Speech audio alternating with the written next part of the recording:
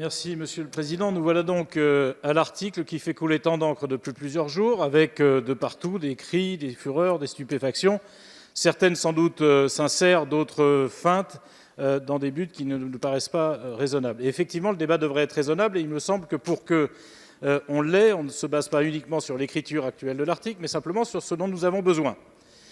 C'est multiplié ces dernières années la diffusion d'images où on peut reconnaître les individus, qui mettent en cause ces individus. Ces images sont parfois montées, tronquées, coupées, altérées, interprétées, et finalement conduisent à un lynchage médiatique. Un lynchage médiatique de qui?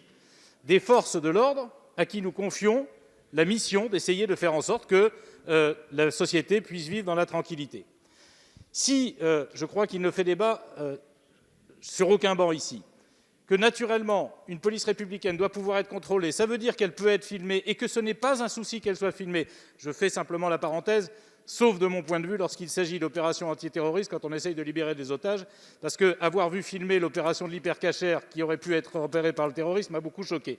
Mais dans la vie normale, dans les opérations de police normales, qu'elles soient filmées, c'est normal. Personne, je l'espère, et je le pense, ne le remet en cause ici. Qu'elles puissent être diffusées, quoi de plus normal également, puisque le grand public peut avoir à connaître de ce qui se passe lors d'une opération de police, qu'elle se soit bien déroulée ou qu'elle se soit mal déroulée. Mais ce qui n'est pas souhaitable, ce qui n'est pas acceptable, c'est qu'on puisse identifier, lors de la diffusion vers le grand public, les personnes mises en cause, que ce soit d'ailleurs la personne interpellée ou la personne qui interpelle. Pourquoi est-ce que je dis ça? Parce que les seuls dans notre société qui sont légitimes à avoir connaissance de l'identité pour juger des faits, pour regarder si ce qui s'est passé est normal ou pas, ce sont à la fois les enquêteurs et les magistrats qui auront à en juger. Le grand public n'a pas besoin de reconnaître le visage de quelqu'un lors d'une intervention de police, que ce soit l'interpellé ou l'interpelleur.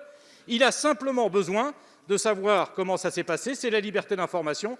Mais pour le reste, c'est la liberté d'instruire la justice normalement. Et la justice, elle se rend dans les tribunaux, pas sur les réseaux sociaux. Et c'est ça la vraie liberté. Parce que sinon, vous instituez un droit de lynchage gratuit, sans que finalement les jugements que nous confions, nous, aux magistrats, que nous payons, n'aient plus de valeur, puisque la justice, elle se fera faite dans la rue ou dans un espace virtuel, de façon anonyme, contre des forces de l'ordre. Moi, je veux qu'on puisse contrôler les forces de l'ordre, mais je ne veux pas qu'on puisse les lyncher sur les réseaux sociaux.